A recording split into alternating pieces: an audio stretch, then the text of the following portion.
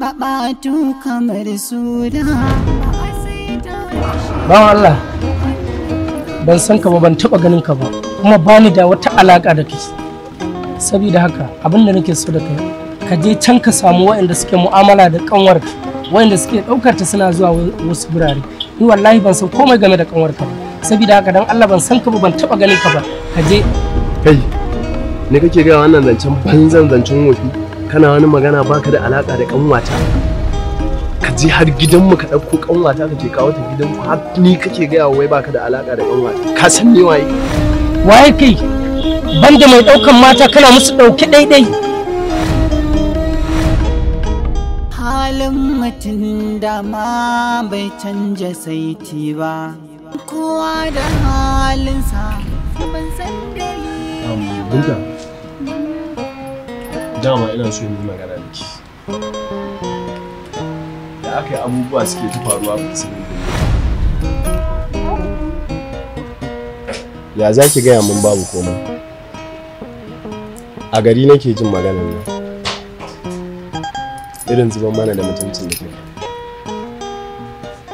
Binta, me na rage ki da shi?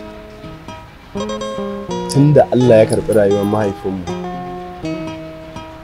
ba abin da na rage ki da shi.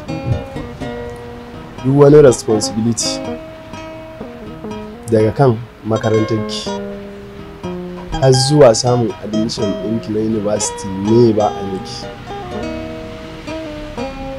Kuɗi ba matsalarki ba ne, every month nake tura miki. To bai kamata ki je ki zuban mana da mutunci a idon duniya ba. Wannan abun ya taɓa kariyar mu Binta. Kin cuce ni